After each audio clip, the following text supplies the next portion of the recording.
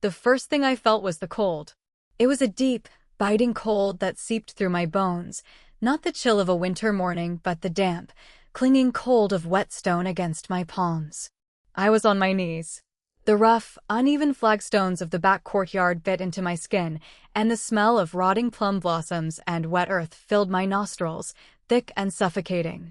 I gasped, a ragged sound that tore from my throat, and immediately regretted it. A shove, brutal and callous, hit my shoulder blade, sending me sprawling forward. My palms scraped against the stone, and a jolt of pain shot up my arms. I felt the thin, torn silk of my sleeve, the one I had been wearing when I was dragged from my chambers. My head was pounding, a dull ache that seemed to echo the rhythm of my own heart. For a moment, I was disoriented. The rain was cold against my face, plastering my hair to my scalp and stinging my eyes. I blinked, trying to clear my vision, and the world swam into focus. I saw the gate first. The heavy, carved wooden gate of my family estate, the one that led to the servants' alley, the gate for outcasts and refuse. A pair of servants, men I had known my entire life, stood behind me, their faces twisted with a mixture of contempt and uneasy discomfort. One of them, a man named Wang, had been my father's personal attendant for years. His gaze was fixed on the ground, refusing to meet my eyes. He was ashamed. Good. He should be. Still playing the stunned fool, are you? The voice was like honey laced with vinegar. High, clear, and dripping with a sugary malevolence that made my stomach churn. I turned my head slowly, each movement feeling like moving through deep water. I looked up, past the muddy hem of my own ruined dress, past the guards, to the covered veranda where she stood. Wei Lian. My sister. Her beauty was the stuff of poetry. A face like a porcelain doll, lips painted the color of cherry blossoms, and robes of the finest azure silk embroidered with silver thread. She was sheltered from the rain, a perfect, untouchable image of aristocratic grace. In her hand, she held a silk fan, which she snapped open with a practiced flick to shield her face from the scene below, a gesture of delicate disgust. 2 years. It had been 2 years. The memory slammed into me with the force of a physical blow. I remembered this day. I remembered the rain, the accusations, the way the world had tilted and crumbled beneath my feet. In my first life, I had wept. I had screamed. I had grabbed at her robes and begged for mercy, for a reprieve, for anyone to believe me. I had crawled on my hands and knees through the mud, howling my innocence to a deaf sky. I had given them everything, my dignity, my fear, my sorrow, and they had feasted on it. This time, my throat was dry. My chest was heaving, not with sobs, but with the sheer, overwhelming shock of being alive. I was breathing. I was here. I was back. And I would not give her the satisfaction of a single tear. She stepped forward, one delicate foot resting on the edge of the veranda, just out of reach of the puddles. The ledgers are signed, dear sister. Everything is in order. You have nothing.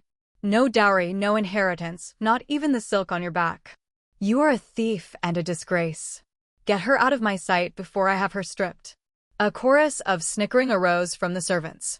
Her handmaidens, a cluster of tittering girls in pastel dresses, peered out from behind her, their eyes gleaming with vicious delight. They had always hated me. I was the second daughter, the quieter one, the one who had actually known how to run the trading house. I had been a threat. I remembered the accusation. Embezzlement. The theft of thousands of taels of silk from the family warehouse. She had fabricated the ledgers so flawlessly that even my mother's own trusted steward had turned on me. He had bent his head and muttered, "My lady, the evidence is clear." Clear. As clear as mud. Slowly, so slowly that it seemed to take an eternity, I pushed myself upright. My arms were shaking, and I was so cold I could barely feel my fingers, but I forced my legs to straighten. I swayed on my feet, my bare toes curling in the wet mud. My shoes had been taken. My jewelry had been stripped. I was dressed in little more than rags. Wei Lian's lips curled into a sneer. No final plea for mercy, no heartfelt confession. I must say, I am disappointed. I expected more of a performance. I met her eyes. I held her gaze, and I did not flinch. I saw the flicker of uncertainty cross her face. She was accustomed to my weakness. She had nurtured it, manipulated it, used it as a weapon against me for years. This calm, steady defiance was new. It unsettled her. You're right, I said. My voice was hoarse, raw, a ragged whisper that barely carried across the courtyard. But I made it loud enough for the guards to hear. I have nothing. You have everything, dear sister. The house, the trade routes, the signed ledgers. You have my future in your hands. I paused, letting my gaze wander across her silken robes, her perfect hair, her smug, flawless face. It must be exhausting to have so much. She stiffened. Her fan snapped shut with a sharp crack. What did you say? I said, I repeated, taking a single, unsteady step forward. That you worked so hard for it, didn't you? 2 years of whispers. 2 years of poison dripped into our father's ear. I saw her eyes widen. 2 years of seducing the trading partners away from me, one by one. The merchants from the south, the silk weavers from the east, even the Zhao clan, who you so foolishly abandoned. Tell me, Wei Lian, was it worth the price? Was my future the price of your crown? Her face went pale, a sickly white beneath her rouge. Seize her. Seize her mouth, she shrieked, her composure shattering. Do not let her speak another word. She is mad. She is raving. The guards moved forward, but there was a hesitation in their steps. They heard the confidence in my voice. A beggar does not speak of crowns and empires.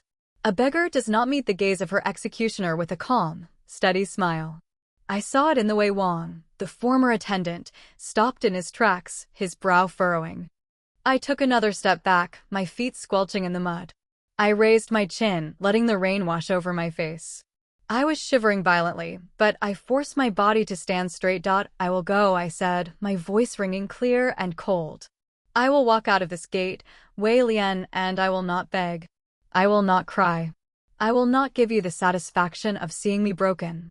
I let my gaze sweep over them all, the servants, the handmaidens, my treacherous sister. But you remember this moment.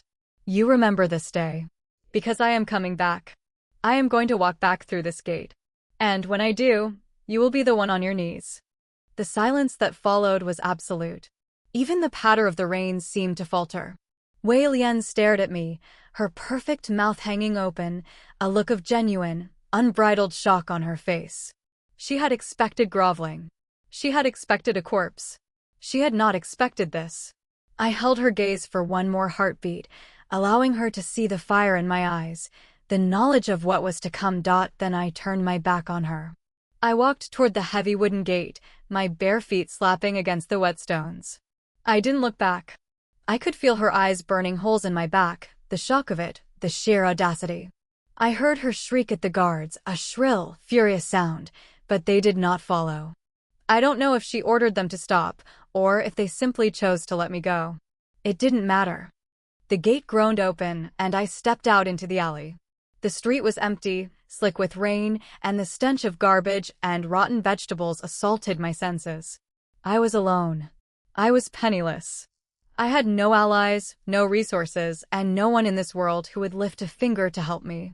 The last time I had been in this place, I had died of a fever in a ditch 3 days later. But this time, I was not going to die. I knew what was coming. I knew every move my sister was going to make, every betrayal she was planning, every mistake she would commit in her blinding, arrogant greed. I knew the famine was coming. I knew the weavers would rebel. I knew the Zhao clan was regrouping. I knew everything. I paused at the end of the alley, pressing my back against the cold, damp wall. I closed my eyes and took a deep breath, letting the rain wash the mud from my face. The fire of rage was burning in my chest, but it was a cold fire, a controlled one. I would not let it consume me.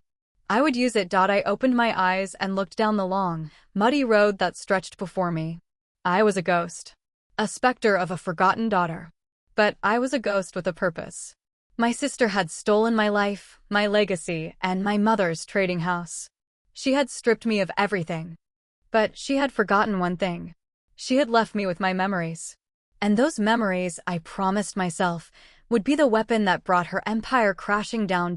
A cold wind blew down the street, rattling a loose shutter on a nearby building. I pulled the tattered remains of my sleeve tighter around my shoulders, and I started walking. I had 2 years. I had to move fast. My first step was survival. My second step was finding Old Chin, the blind silk merchant. He was the key. And after that, I would begin to weave my web. As I walked, the rain began to lighten. The first rays of pale, watery sunlight broke through the clouds, illuminating the puddles on the cobblestones. I did not smile. There was no room for joy in my heart. But I felt something else. A certainty. A cold, unshakable determination. They thought they had buried me. They thought they had erased me. But I was back. And I was going to make them all pay. The shed was a skeleton of rotting wood and broken tiles, the roof gaping open to the sky like a wound. I had found it by memory, stumbling through the back alleys of the eastern quarter with my bare feet bleeding and my teeth chattering so hard I could barely see straight. It had been abandoned for years, the old weaver who owned it having died of the plague, and no one had bothered to claim it. In my first life, I had died a few hundred paces from this very spot, curled up in a ditch, my body too weak to move. This time, I made it through the door. I collapsed onto a pile of musty straw, my body screaming for rest, but I did not allow myself to close my eyes. Not yet. Every moment I spent unconscious was a moment Wei Lian would use to cement her grip on the trading house. I forced myself to sit up, my fingers numb, my stomach gnawing with a hunger so deep it felt like a physical ache. I needed to move. I needed to plan. The shed was bare except for a few broken looms and a spindle that had been abandoned, its wood cracked and warped. I crawled over to it, my hands trembling, and picked it up. It was crude, useless for any fine work, but it would do. I found a bundle of coarse wool in a corner, stiff with age and dust, but still usable. I began to spin. The motions came back to me like a memory from another life, which, in a way, it was. I had learned this as a child, before the silks, before the trading house, before Wei Lian had decided I was a threat. My fingers worked the wool, drawing it out into a thin, uneven thread. It was slow. It was painful. But it was something. I worked through the night. The rain stopped, and the cold seeped deeper into my bones, but I did not stop. I spun until my fingers were raw, and then I spun some more. By dawn, I had a single length of rough, uneven fabric, no longer than my arm. It was ugly, the threads uneven and full of knots, but it was mine. I had made it.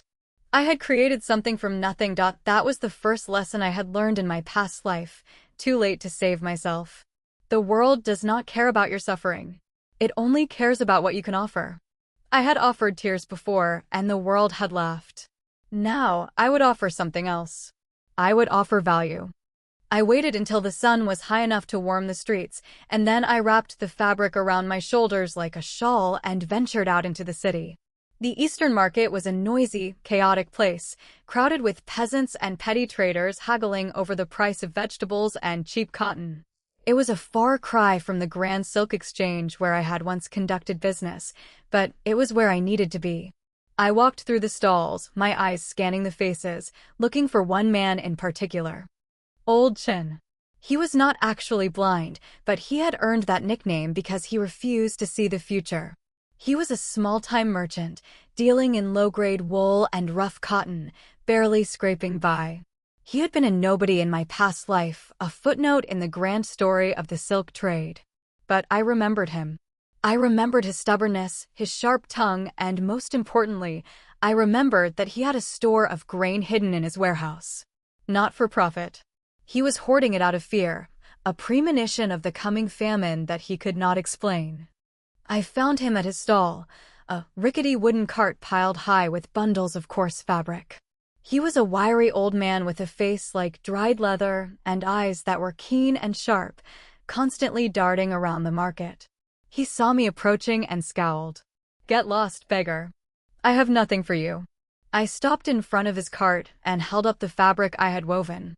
"I am not here to beg," I said. "I am here to trade." He squinted at the cloth, his lip curling in disdain. That is not cloth. That is a catastrophe. Look at it. The threading is uneven, the weave is loose, and the knots are so thick I could use them as a rope. I would not use that to scrub my floors. Feel it, I said, stepping closer. I know it is ugly, but feel the edges. The tension is consistent. The thread is not breaking. It is strong. He hesitated, then reached out and ran his gnarled fingers over the fabric. He frowned, turning it over in his hands. The edges are clean, he muttered, more to himself than to me. The threading is tight in the wrong places. How did you do this? I leaned in, lowering my voice. I used a different method. A new tension technique. It is faster than the traditional weave, and it uses less wool to produce the same length. I can teach it to your weavers, and I can make you 3 times the cloth in the same time. He scoffed, throwing the fabric back at me. And why would I believe a beggar girl? You are probably a thief. Or worse, a spy for that way woman. I hear she is looking for troublemakers. My heart clenched at the mention of her name, but I kept my face calm. I am neither. I am a weaver who has lost everything. And I know that within a fortnight, the price of imported wool is going to double. The southern rivers are flooding and the shipping routes will be blocked. Your current suppliers will cheat you because they know you have no choice. He stared at me, his sharp eyes narrowing. How do you know about the flooding? The messengers have not even arrived yet. Because I know things, I said, my voice flat. I know that the Zhao clan has cut off their ties to the Wei trading house, and I know that they are looking for a new partner. I know that you have a store of grain hidden in your warehouse that you are too afraid to sell. I know that when the famine comes, everyone will be desperate. But if you work with me, you will not be desperate. You will be ready. His face went pale. He looked around, checking to see if anyone was listening, then grabbed my arm and pulled me behind his cart. Who are you? He hissed. Who sent you? No one sent me, I said. I am offering you a deal. You pay me for the method. Half now, half when your first shipment comes out faster than your rivals. If I am wrong, you can throw me in the river. He studied me for a long moment, his eyes searching my face for any sign of deceit. I met his gaze without flinching. Finally, he let out a grunt and reached into his pocket, pulling out a few copper coins. This is all I have. If you are lying, I will make sure you regret it. I am not lying, I said, taking the coins. And I will not regret it. I spent the next week living in his warehouse, sleeping on a pile of old fabric and eating the stale bread he threw at me. I taught his girls the new technique, showing them how to adjust the tension of the loom to speed up the weave. They were skeptical at first, muttering about the crazy beggar girl, but within days, they began to see results. The cloth was coming out faster, and the quality was improving. Old Chen stopped scowling at me and started nodding. But my work in the warehouse was only part of my plan. At night, I snuck out into the city, moving through the shadows like a ghost. I had to gather information. I needed to know exactly where Wei Lian was vulnerable. I started by visiting the tea houses, not as a patron, but as a servant, cleaning the floors and listening to the whispers of the merchants who gathered there. I learned that Wei Lian had cut ties with the Zhao clan, a move that had infuriated them. She believed she no longer needed their backing, that her monopolies on the local silk trade were enough to sustain her. She was wrong. The Zhao clan was regrouping, gathering their forces, and they were looking for a way to strike back. They had not found one yet, but I had. I started leaving messages for the Zhao clan's head steward at the tea house. I wrote them in a simple script, using a charcoal stick on scraps of paper. Small pieces of intel, each one a tiny blade aimed at my sister's empire. The Wei trading house is shipping a large consignment of brocade to the south tomorrow. The guards will be drunk because it is the festival of the harvest moon. The Wei sister's main accountant, a man named Li, embezzles from her. He keeps a separate ledger hidden in his desk. Find it, and you will find the proof you need to destroy her. The first sign that my messages were working came on the morning of the 5th day. I was at the warehouse, helping the girls sort the wool, when the door burst open and a messenger stumbled in. He was pale, his face slick with sweat. Master Chen, he gasped. The Wei trading house has been raided. Someone broke into the warehouse and stole the entire shipment of brocade. Old Chen's head snapped up. Who would dare? The Zhao clan, the messenger said, trembling. They're claiming the brocade was rightfully theirs, that Wei Lian had reneged on a contract. The guards did nothing to stop them. They let them walk right in. A ripple of shock went through the room. I kept my face still, my hands busy with the wool. Inside, I felt a surge of cold satisfaction. My message had worked. The Zhao clan had acted faster than I had expected. They had taken the bait. Does she know? Old Qin demanded. Does Wei Lian know who did it? She knows, the messenger said. She is furious. She is blaming the southern merchants, but the Zhao clan has already spread word throughout the city that she is untrustworthy. Her clients are fleeing. They are starting to look elsewhere. I allowed myself a small, private smile. The first domino had fallen. Wei Lian was on the defensive. She would lash out, trying to find the source of her troubles. But she would not find me. I was a ghost. I was nothing. But I knew she would not stay blind forever. I had to move faster. I had to build my own operation before she could trace the threads back to me. I told Old Qin that I needed a small space of my own, a place where I could work without being seen. He was reluctant, but after the success of the new technique, he agreed to lend me the back room of his own house. I set up shop in that tiny, cramped room, and I began to weave my real masterpiece. I was not weaving cloth. I was weaving a network. I reached out to the weavers who had been cast out by Wei Lian, the ones who had been accused of theft, the ones who had been beaten and thrown into the streets. I found them in the slums, starving and broken, and I offered them a second chance. I offered them work, food, and dignity. They came to me in droves. They were desperate, but they were skilled, and they remembered the old ways. Under my direction, they began to weave again, producing fabrics that were faster and more beautiful than anything Wei Lian could offer. We worked in secret, in the shadows, building a rebellion that no one saw coming. But one night, as I was walking back to my room, I saw a familiar figure in the shadows. It was Li, my sister's accountant. He was standing at the end of the alley, staring at me with a strange, calculating look. I froze, my heart racing. He had recognized me. He knew. I turned and fled, my feet pounding against the cobblestones, his footsteps echoing behind me. I ducked into a narrow passage, pressing myself against the wall, and held my breath. He ran past, his heavy boots slapping against the stones, and disappeared into the night. I stood there for a long time, gasping for breath. He had seen me. He would tell her. Wei Lian would know that I was alive, that I was working against her. The game had changed. The hunt was on. I could not hide any longer. I had to strike before she did. I had to bring her down, or she would destroy me all over again. And this time, I would not survive a second death. I did not sleep that night. I sat in the corner of my tiny room, my knees drawn up to my chest, listening to the sound of my own breathing. Every creak of the floorboards, every rustle of the wind outside, sent a jolt of ice through my veins. Li had seen me. He knew my face, my name, the ghost that had risen from the grave to haunt his mistress. It was only a matter of time before Wei Lian learned the truth. I had to move faster. I had to strike before she could rally her forces. The Zhao clan had dealt her a blow, but she was still standing, still scheming, still dangerous.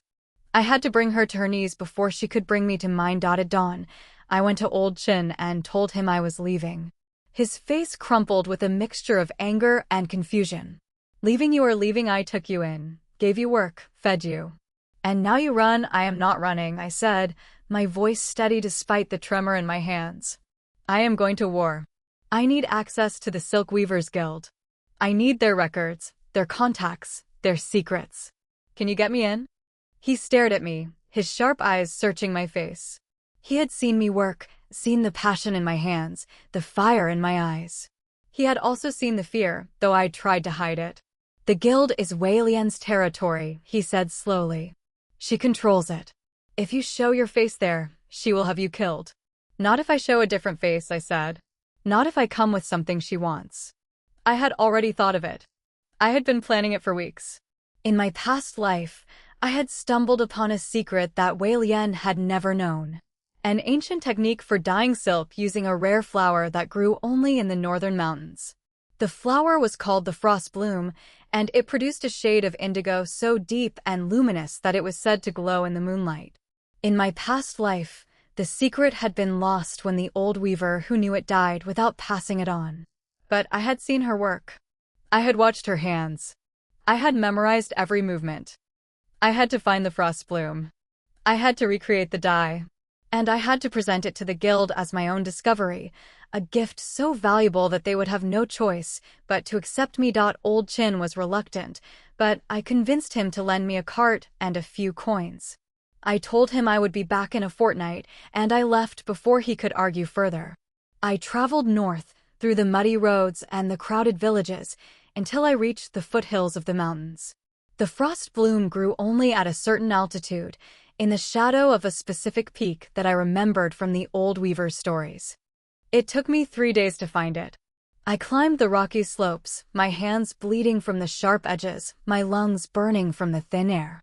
The flower was smaller than I remembered, pale blue petals with a silver sheen, hidden beneath the leaves of a gnarled bush.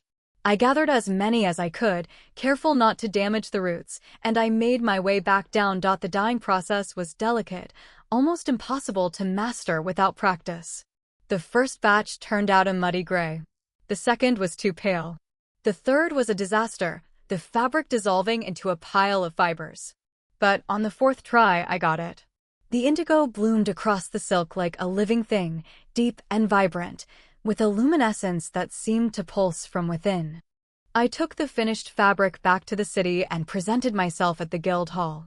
The hall was a grand building, decorated with tapestries of silk and gold, the walls lined with the portraits of the guild masters who had come before. I had changed my appearance. My hair was cropped short, and I wore rough-spun clothes to hide my face. I said my name was Ling, a traveling merchant from the north, and I had a sample to show them. The guildmaster, a fat man with a greasy beard, scoffed when he saw me. "Another trickster," he muttered. "What do you have?" "Some cheap cotton." I unwrapped the fabric and laid it on the table. The room fell silent. The indigo glowed in the dim light, catching the flames of the candles and reflecting them back in a cascade of shimmering blue. The guild master leaned forward, his eyes widening. He reached out a trembling hand and touched the fabric. What is this, a new dye?" I said. "A lost technique. I am offering it to the guild in exchange for membership." He studied me, his expression shifting from awe to suspicion. "Where did you get this?" "This is not from any weaver I know. I discovered it myself," I said, keeping my voice calm. "I have been working on it for years. I can teach the technique to the guild's weavers. In return, I need access to the guild's records and trade routes." He hesitated, but the greed in his eyes was unmistakable. This was a gold mine.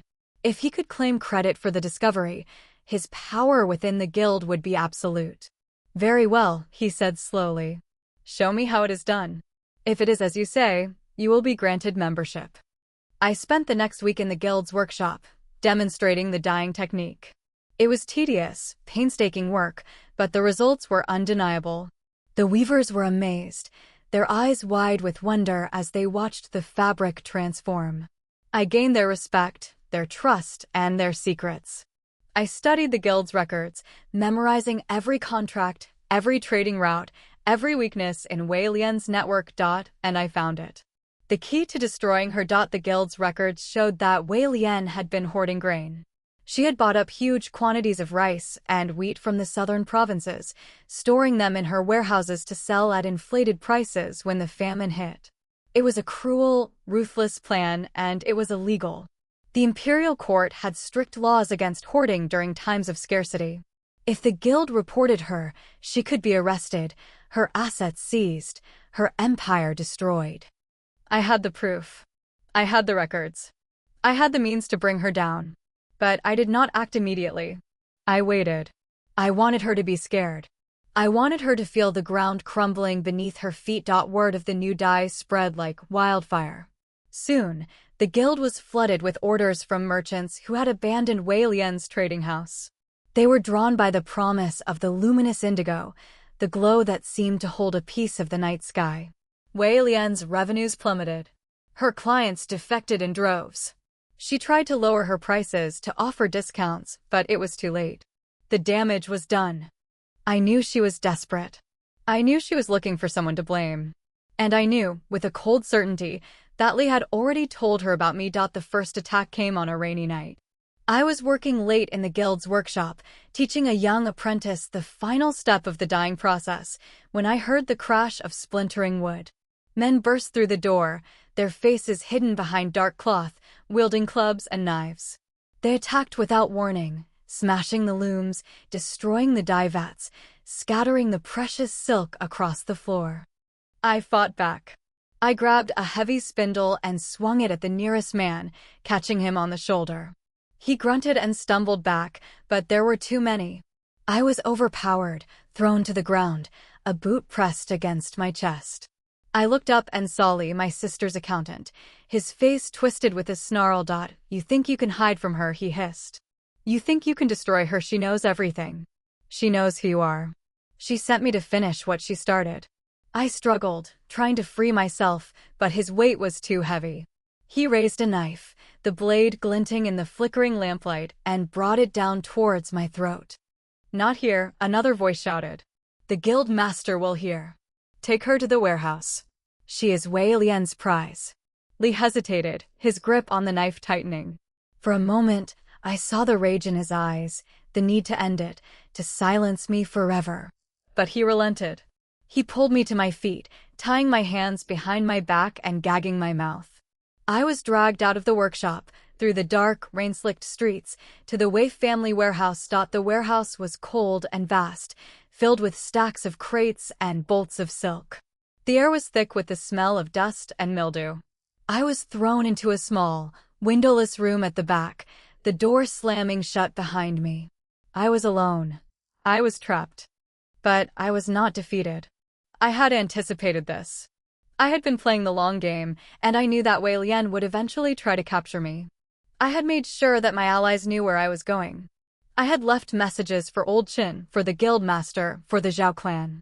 They knew where I was being taken. I sat in the darkness, my heart pounding, listening to the sounds of the warehouse. I heard footsteps, voices, the creak of a door. I heard the voice of my sister, sharp and triumphant. "Bring her out," she said. "I want to see her face when I destroy her." The door opened, and I was dragged out into the main hall. Wei Lian stood before me, draped in robes of gold and crimson, her face a mask of cold fury. She looked at me, and her lips curled into a sneer. "Did you think you could hide?" she asked. "Did you think you could rebuild your pathetic little life? You are nothing. You have always been nothing. I will crush you, and this time, I will watch you die." I did not answer. I could not speak through the gag. But I smiled. I smiled because I saw the shadows moving behind her. I saw the figures emerging from the darkness, the men of the Zhao clan, their faces grim and determined. I saw the guild master, his fat face slick with sweat. I saw Old Qin, his sharp eyes gleaming with rage. They had come for me. They had come to end her. And as the first blade was drawn, I knew that the war was only beginning. I had survived her attacks. I had weathered her blows. But I had not yet dealt the final blow. That was still to come. I had to survive the night. I had to live to see her fall. The silence in the warehouse was absolute for a single, suspended heartbeat. Then the chaos erupted. The men of the Zhao clan moved like wolves, silent and deadly. They fell upon Li and his thugs before the guards could even draw their weapons. I heard the crunch of bone, the wet thud of fists meeting flesh, the sharp clang of metal against metal.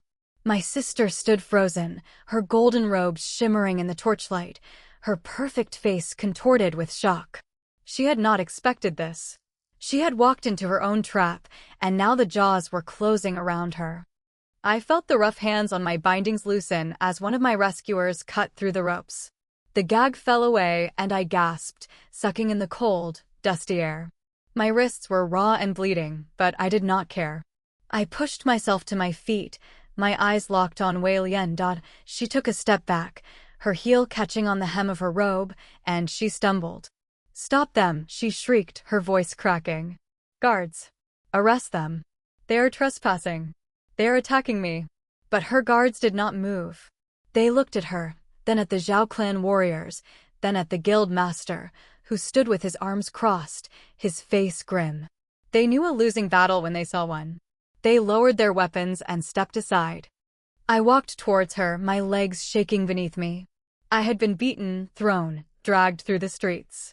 My body was a symphony of pain, but I forced myself to stand straight. I would not show weakness. Not now. Not in front of her. You thought you had won, I said, my voice low and steady. You thought you could drag me back here, humiliate me, kill me like you did before. But you forgot something, sister. You forgot that I am not the same girl you threw out of that gate. She stared at me, her eyes wide with a terror she could not hide. You are nothing, she whispered. You are a ghost. A dead thing that crawled out of the mud. I am what you made me, I said. You took everything from me. My home, my legacy, my future. You framed me for theft, you cast me out, and you let me die in a ditch. But I came back. I clawed my way out of the grave to make you pay for what you did. And now, sister, it is your turn to feel the ground crumble beneath your feet. The guild master stepped forward, his fat face gleaming with sweat. He held up a scroll, the seal of the guild broken.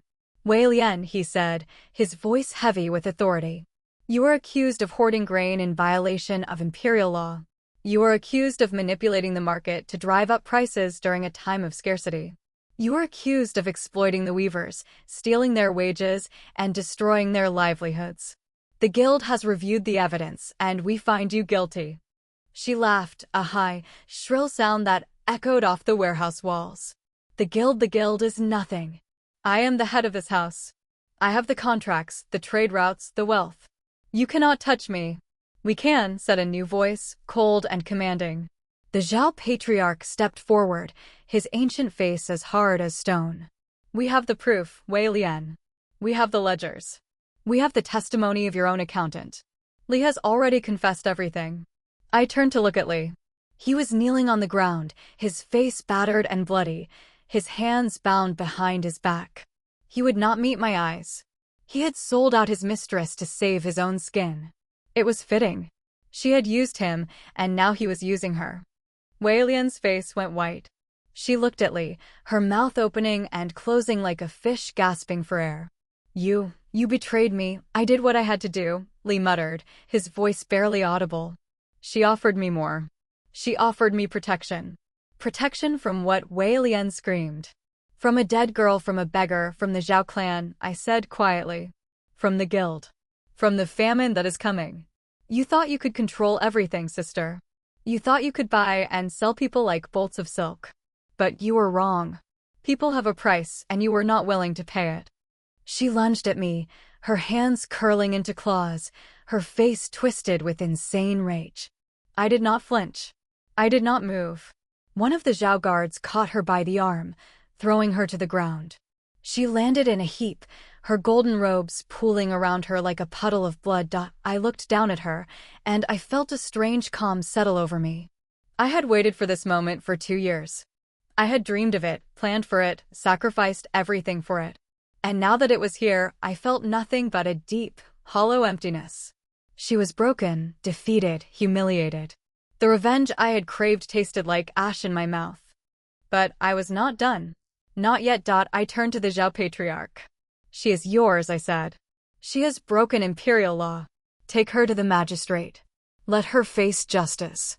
The old man nodded, a flicker of respect in his eyes.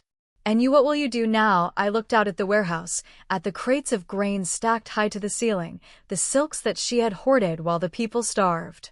I will tear it all down, I said. Every last brick. I will return the grain to the people. I will rebuild the Weavers' Guild.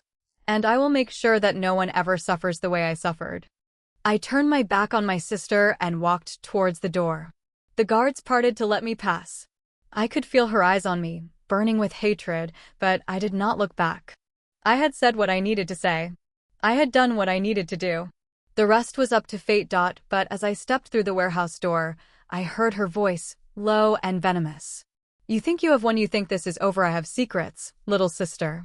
Secrets that will destroy you. If I fall, I will take you with me. I stopped.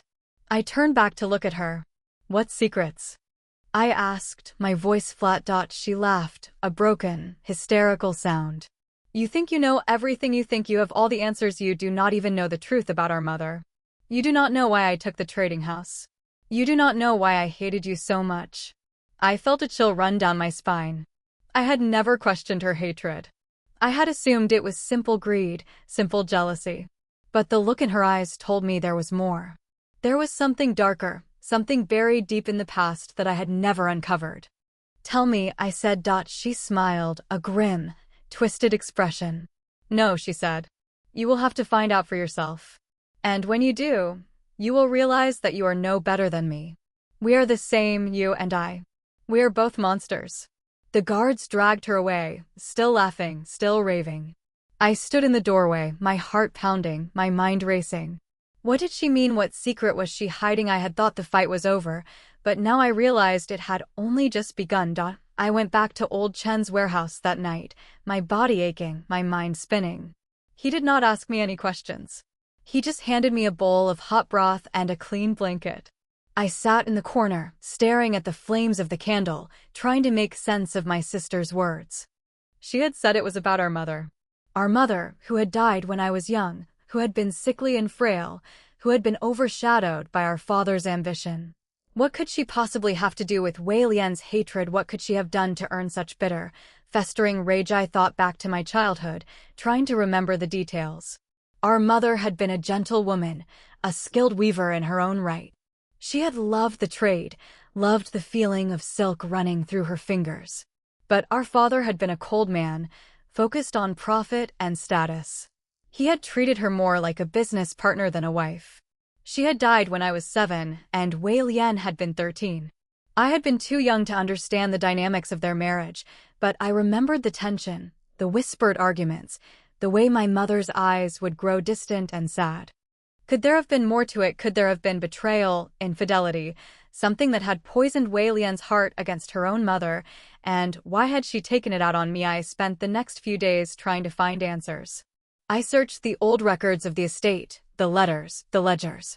I interviewed the servants who had been there at the time, the ones who were still alive. Most of them were too old or too frightened to speak. They muttered vague reassurances and shuffled away, their eyes starting nervously.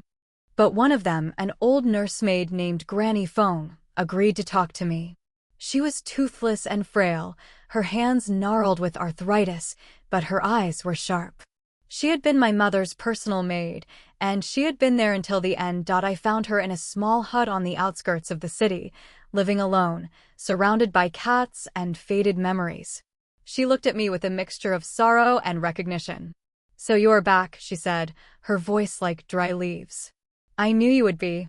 You always had your mother's stubbornness." "Granny Feng," I said, kneeling before her. "I need to know the truth. What happened between my mother and Wei Lian? Why did she hate me so much?" The old woman sighed, her gaze drifting to the window. "It is a long story," she said. "And not a happy one."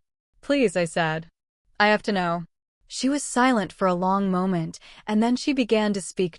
"Your mother, your true mother, was a woman of great passion and great sorrow. She was not Wei Lian's mother, child. Wei Lian was born to your father's first wife, a woman who died in childbirth. Your mother, Lady Zhou, was his second wife. She married him to secure her family's position, but she loved another man. A man she could not have." I felt the ground shift beneath me. "What do you mean? Who is this man?" "A silk merchant from the south," Granny Feng said. "A man named Qin. He was your mother's childhood sweetheart. She married your father out of duty, but she never stopped loving Qin. When Wei Lian found out about the affair, she was consumed with rage. She saw your mother as a traitor, a woman who had betrayed her father, who had tainted the family's honor." I shook my head. "But that does not explain why she hated me. I had nothing to do with that." Granny Feng said, her voice softening. "That is the part you do not know. You are not your father's child, my dear. You are Chen's child. Your mother was already pregnant with you when she married your father. Wei Lian knew this. She knew that you were a living symbol of her mother's disgrace, of her father's humiliation. She hated you because you were proof that the family had been broken long before she was born." The words hit me like a physical blow. I stumbled back, my hands gripping the edge of the table to keep from falling. I was not my father's daughter. I was the child of an affair, a secret that had been buried for decades. The truth was a revelation, but also a condemnation. I had been the target of Wei Lian's hatred for my entire life, and I had never even known why. "Does anyone else know?" I asked, my voice barely a whisper. "No one," Granny Feng said. "Your mother swore me to secrecy. She told no one, not even Chin. She wanted to protect you, to give you a chance at a normal life. But Wei Lian found out. She used it as a weapon, a way to destroy you." I sat down heavily, my mind reeling. The story changed everything. It did not excuse Wei Lian's cruelty, but it explained it. It gave it a context, a twisted, tragic origin. I was not just a rival to my sister. I was a living reminder of her deepest wound. I left Granny Feng's hut in a daze, the world blurred and distorted around me. I walked through the streets of the city, my feet carrying me without conscious direction. I thought about my mother, the woman I had loved and mourned, the woman who had been trapped in a loveless marriage, who had carried a secret to her grave. I thought about Wei Lian, the sister who had been consumed by bitterness, who had destroyed everything in her path to punish a ghost.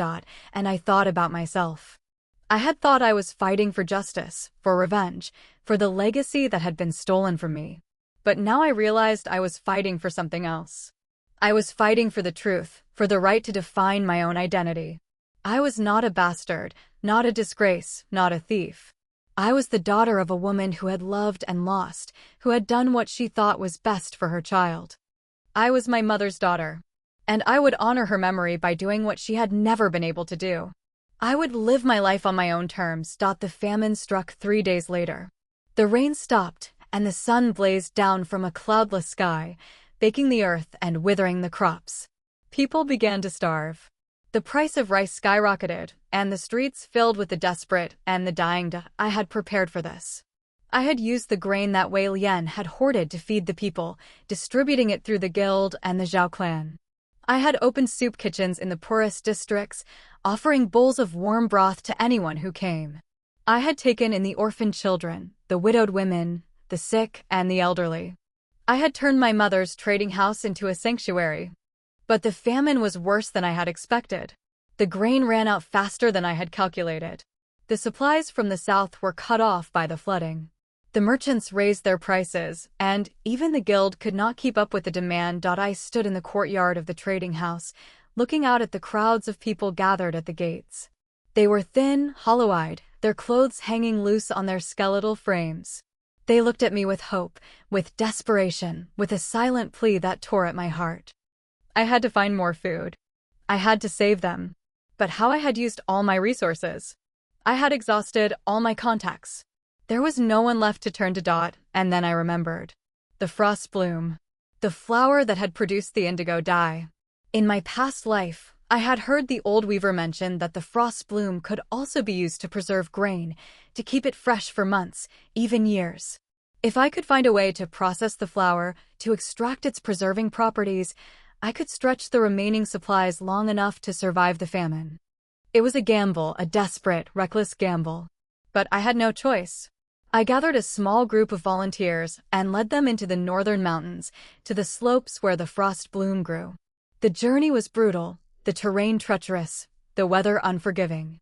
But we pushed on, driven by the knowledge that lives depended on us. We found the flowers, just as I had before, and we gathered them in armloads. We brought them back to the city, and I set to work, experimenting with different methods of extraction. I failed again and again, the frustration building with each disappointment. But I refused to give up. I could not give up. Too many people were counting on me. On the 7th night, I had a breakthrough. I had mixed the petals with a solution of salt and ash, and the resulting liquid had turned a deep, iridescent gold. I dipped a handful of rice into it, and the grains absorbed the liquid, swelling slightly, taking on a faint, luminous glow. I left them overnight, and in the morning, they were still fresh, still plump, as if they had just been harvested. I wept with relief. I had done it. I had found a way to save them. I distributed the preserved grain to the hungry, and the famine began to ease. The people survived. The city survived. And I became a hero, a legend, the woman who had refused to let them die. But the victory was bittersweet. I had won the battle, but the war was still raging in my heart. I had uncovered the truth about my mother, about my sister, about my own identity. I had forgiven Wei Lian, not because she deserved it, but because I could not carry the weight of her hatred any longer. It was time to let go. It was time to move on. I walked to the prison where she was being held. The guards recognized me and let me pass without question. I found her in a small, dark cell, her golden robes replaced by rough spun gray. She was thinner, paler, her beauty faded like a flower left out in the cold. She looked up at me, her eyes dull and defeated. "Have you come to gloat?" she asked, her voice flat. "No," I said. "I have come to say goodbye." She stared at me, a flicker of confusion crossing her face. "Goodbye? You are not going to kill me. I am going to let you live," I said. "I am going to let you live with what you have done. That is punishment enough." She laughed, a bitter, hollow sound. "You are a fool," she said. "A foolish, sentimental fool. You will never survive in this world if you keep giving your enemies second chances." "Maybe not," I said. "But I would rather die a fool than live a monster." I turned and walked away, leaving her in the darkness.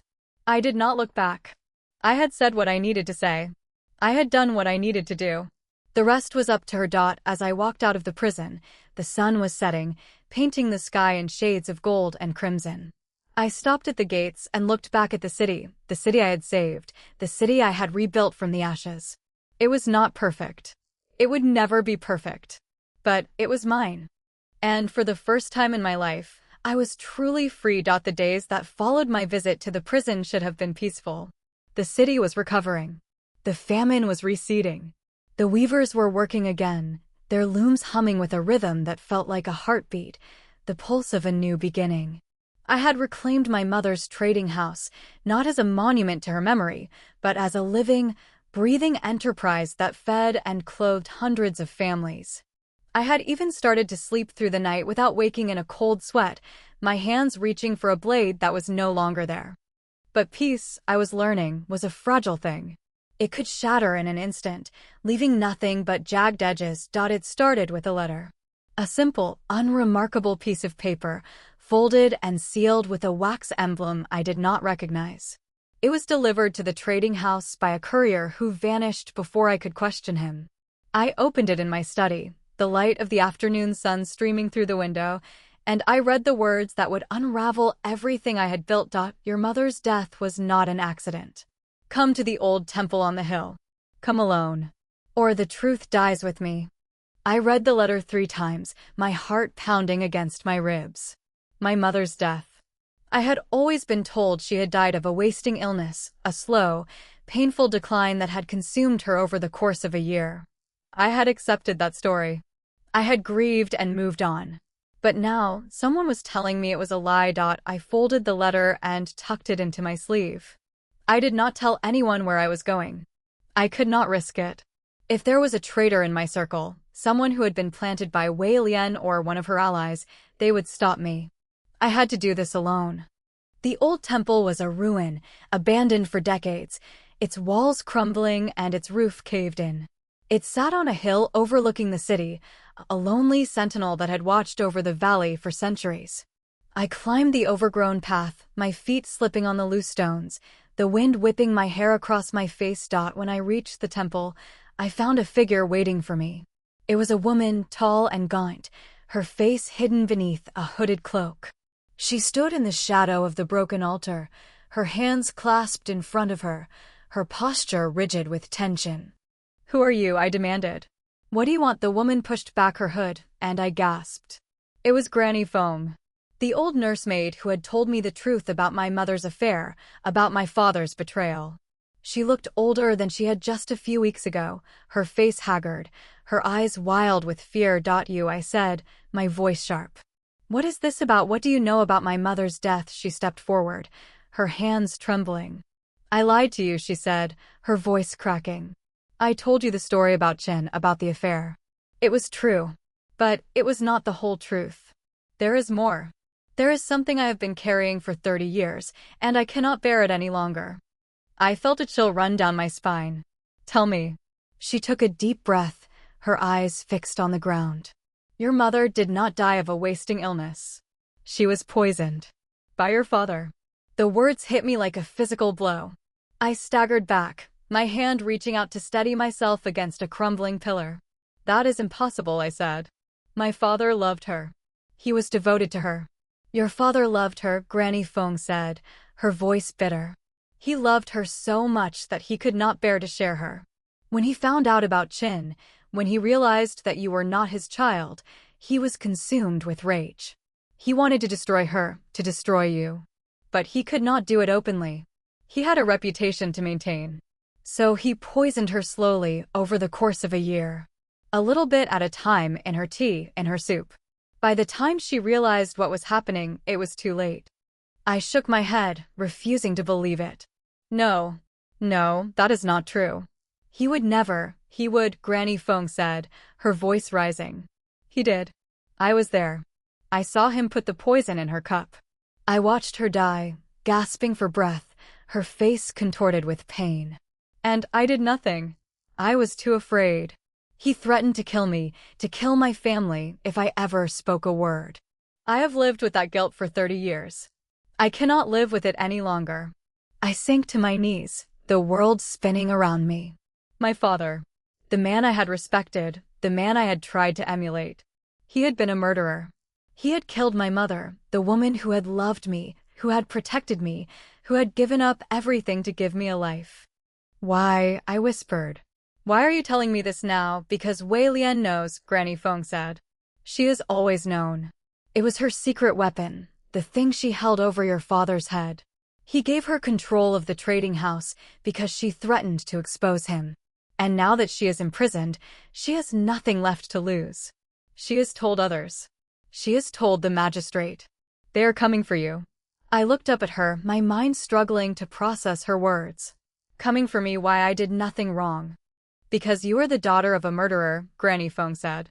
Because the magistrate believes that you were complicit in your mother's death. They think you helped your father cover it up. They think you are just as guilty as he is. I laughed, a hollow, broken sound. That is absurd. I was a child. I knew nothing. It does not matter, Granny Feng said. The magistrate wants a scapegoat.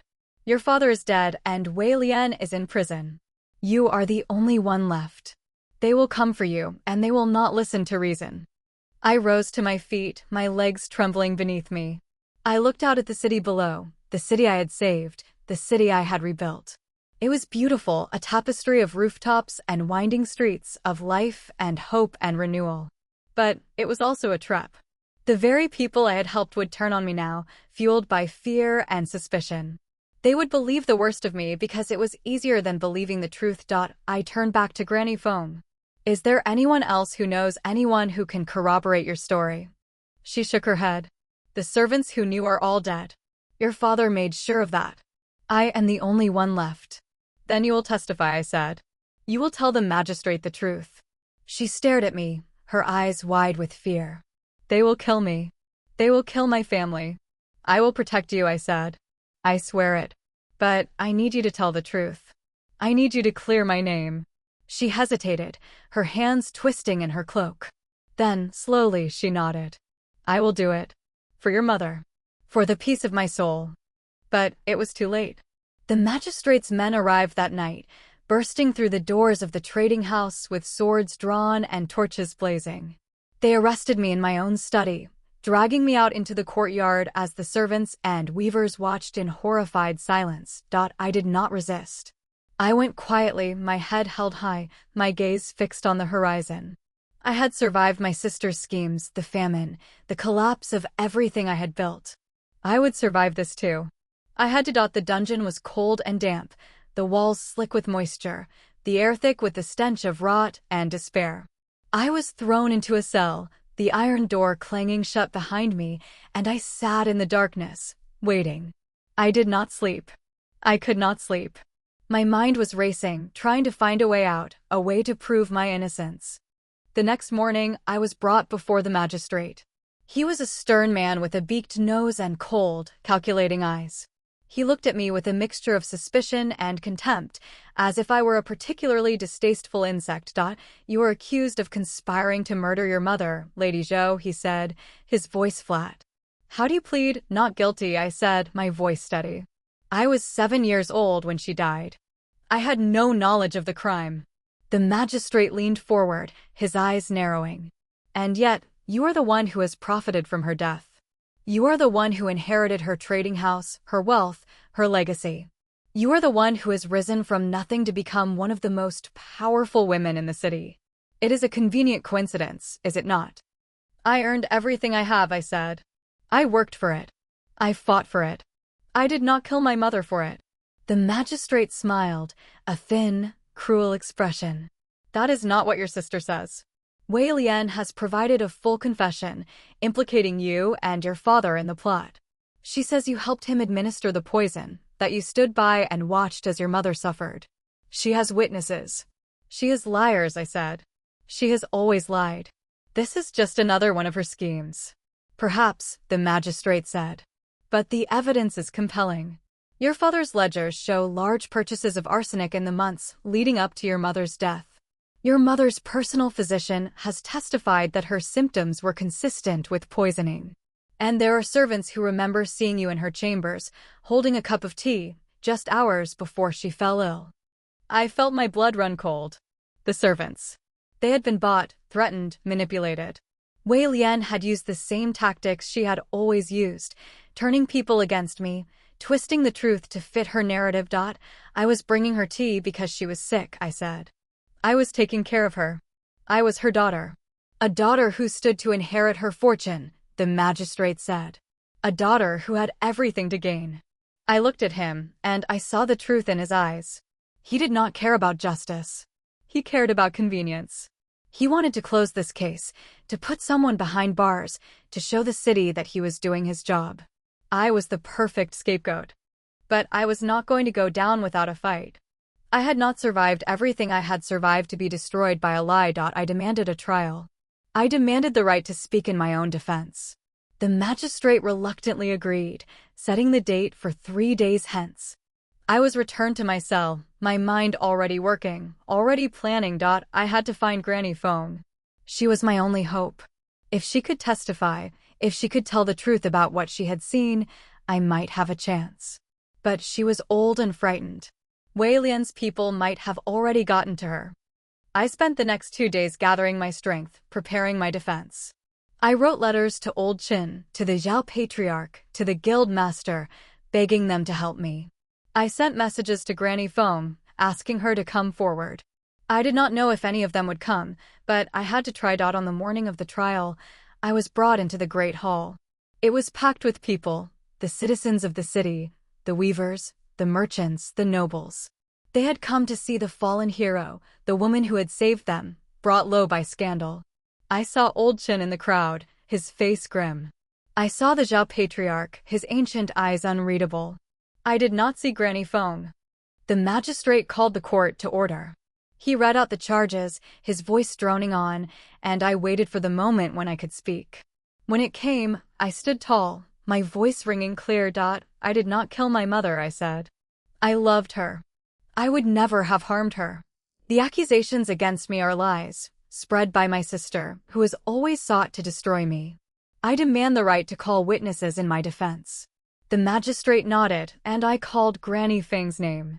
The court fell silent, waiting. But no one came. I called her name again, my voice rising, and still there was no response. The magistrate's lips curled into a sneer. It seems your witness has fled, he said. Or perhaps she never existed. Perhaps this is just another lie to cover your guilt. I felt my heart sink. She had abandoned me. She had been too afraid to come forward. I was alone. But then a voice rang out from the back of the hall. I am here.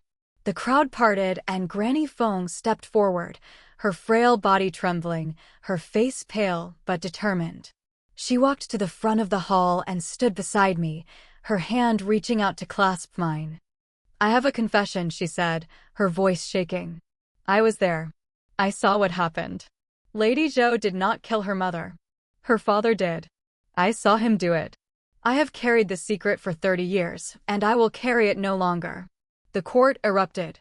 The magistrate banged his gavel, trying to restore order, but the murmurs and shouts did not stop. Granny Feng told her story, the same story she had told me, the poison, the betrayal, the fear that had kept her silent for so long. When she finished, the magistrate was pale. He could not ignore her testimony. It was too detailed, too specific, too consistent with the facts. He had no choice but to dismiss the charges against me. I was free. I had been vindicated. But the victory felt hollow. The truth had been told, but the damage was done. My mother's memory had been dragged through the mud. My father's reputation was shattered. And my sister, the architect of it all, was still in prison, still scheming, still trying to destroy me from the shadows. I left the courthouse, and the people parted to let me pass. They did not cheer. They did not jeer. They just watched, their eyes filled with a strange mixture of pity and awe. I had survived again. But I had also lost something. Something I could not name. I walked through the streets of the city, and I felt the weight of the past pressing down on me. I had to find a way to move forward. I had to find a way to heal. But first, I had to deal with my sister. I had to make sure she could never hurt me again. And I had to find out if there was anyone else out there who knew the truth. Anyone who could tell me the rest of the story. Because I had a feeling that Granny Fang's confession was not the end. It was just the beginning. I did not go home. I could not face the empty rooms, the silence that would echo with the ghost of my mother's laughter, the weight of a truth that had been buried for 30 years. Instead, I walked. I walked through the winding streets of the city, past the markets and the tea houses and the homes of the people I had saved. They looked at me with a mixture of respect and wariness, as if I were a creature they did not quite understand. Perhaps I was. Perhaps I had become something else entirely, something forged in the fires of betrayal and loss, something that could not be easily categorized. My feet carried me to the prison. I did not plan to go there. It was as if my body knew what I needed before my mind could catch up. The guards recognized me and stepped aside without a word. I walked through the dark, damp corridors, past the cells filled with the desperate and the forgotten, until I reached the one at the very end. Wei Lian was sitting on a pile of straw, her back against the wall, her eyes closed. She looked smaller than I remembered, diminished by her imprisonment, her once glorious hair now streaked with gray and tangled.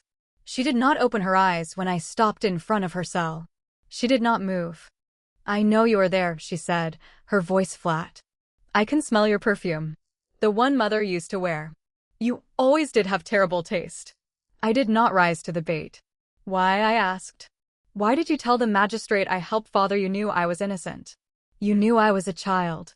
She opened her eyes and looked at me, and I saw the same hatred burning in them, undimmed by her captivity. "Because I wanted to see you suffer," she said. "Because I wanted you to feel what I felt. You took everything from me. You took my mother, my father, my inheritance. You took my life." "I took nothing," I said. "You took everything from yourself. You destroyed your own life with your greed and your cruelty." She laughed, a bitter, broken sound. "You still do not understand, do you? Never have. You were so blinded by your own righteousness that you cannot see the truth. You were the favorite. You were the one Mother loved." She looked at me and saw a stranger, reminder of a marriage she had never wanted. She looked at you and saw the child of her heart, the proof of a love that could never be. I was nothing to her. And I hated you for it. I felt a pang of something that might have been pity. "She loved you," I said. "She was just broken. She was trapped in a life she never chose. She did the best she could. The best she could." Wei Lian spat. "She ignored me. She pushed me aside. She made me feel like an intruder in my own home. And when I found out about you, about the affair, I was not surprised. I was angry. Furious. She had never wanted me. She had never wanted any of it. And so I decided to take everything from her, just as she had taken everything from me." I stepped closer to the bars. "You did not just take from her. You killed her. You and Father. You poisoned her." Wei Lian's face went still. For a moment, I saw something flicker in her eyes. Guilt. Regret. And then it was gone, replaced by the same cold mask she always wore. "Father did that," she said. "Not me. I did not know. Not at first. He kept it from me, just as he kept everything from me. I only found out later, when he needed my help to cover it up. He was afraid. Afraid of the scandal, afraid of losing everything. I used that fear. I used it to take control of the trading house, to take control of everything. Even then, I said, you could have stopped. You could have told the truth. The truth, she laughed. The truth would have destroyed everything. It would have destroyed our family, our name, our legacy. I did what I had to do. I protected what was mine. I shook my head. You protected nothing. You destroyed everything. You destroyed our mother. You destroyed our father. You destroyed our family. And you destroyed yourself. Look at you, Wei Lian. Look at what you have become. She stared at me, her eyes burning with a hatred that had no limits. But beneath the hatred, I saw something else. I saw a woman who had been broken long before I had ever been born. A woman who had been shaped by cruelty and neglect, who had learned to fight and claw and destroy because that was the only way she knew how to survive. What do you want from me? She asked, her voice barely a whisper. What do you want? I want the truth, I said. I want to know everything. The whole story.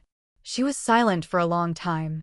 The only sounds were the drip of water from the ceiling and the distant murmur of the guards. Then, slowly, she began to speak. She told me about her childhood, about the coldness of our father, the distance of our mother.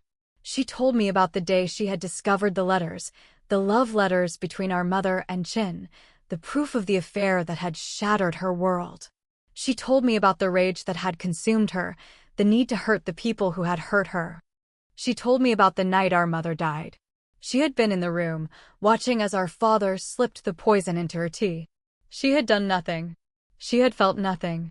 She had watched her mother die and felt a cold satisfaction. And then she had felt guilt, the first creeping tendrils of a remorse that would never fully leave her.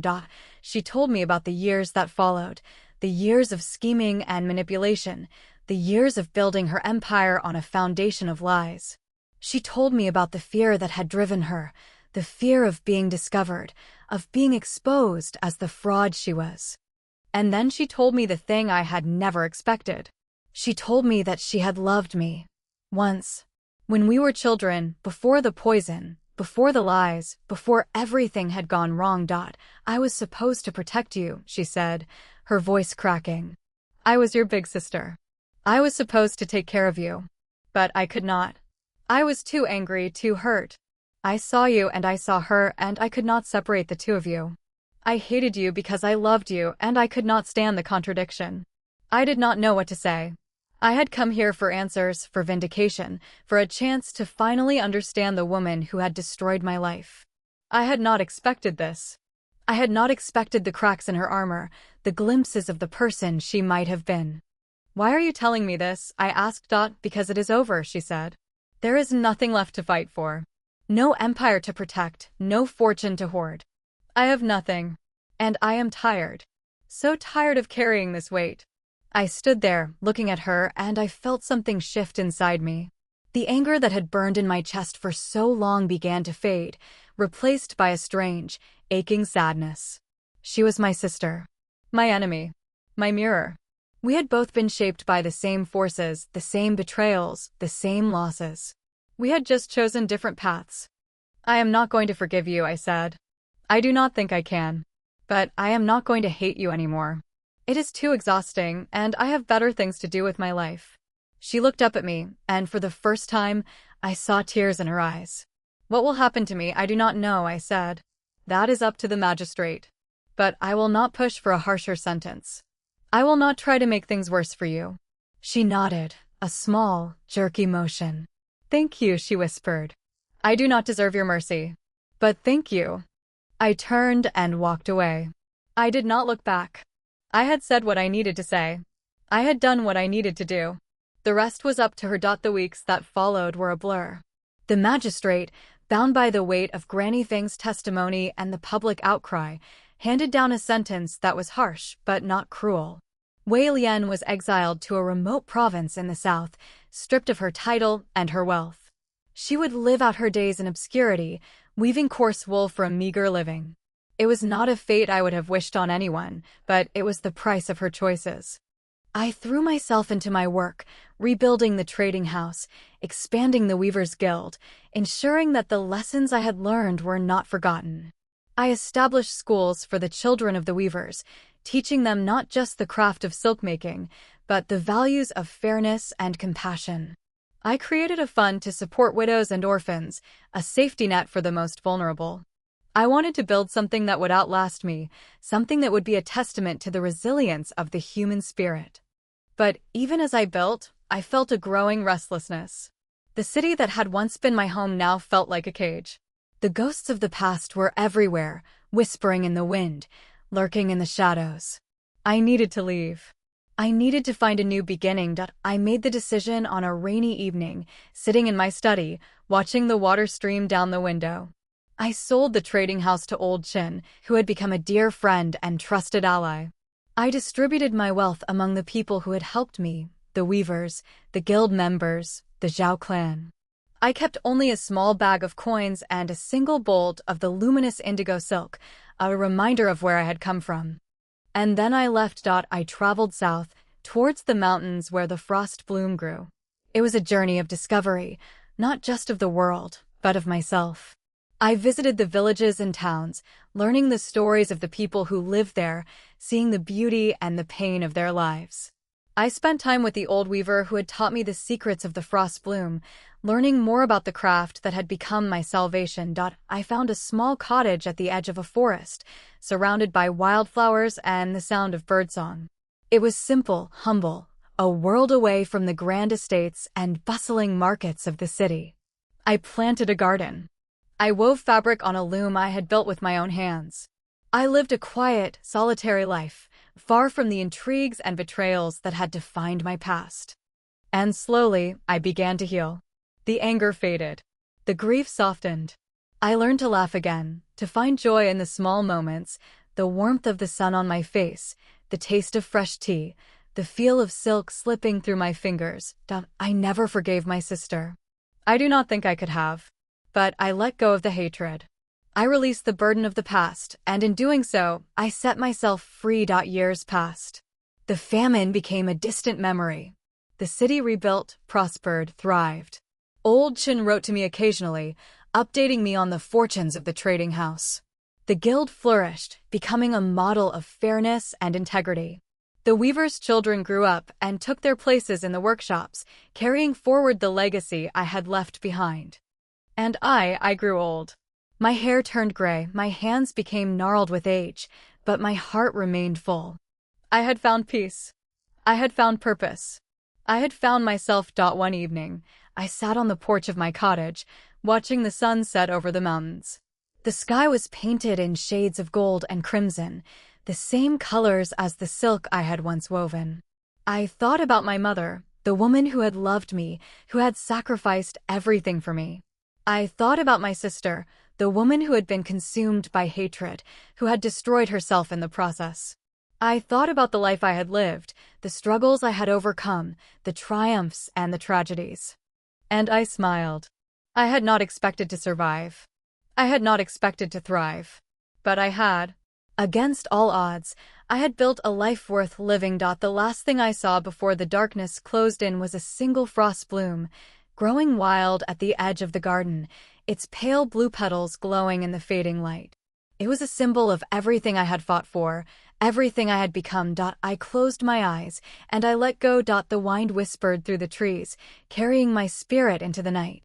I was no longer a prisoner of the past. I was no longer defined by my pain. I was free. And in that freedom, I found the peace I had been searching for all along.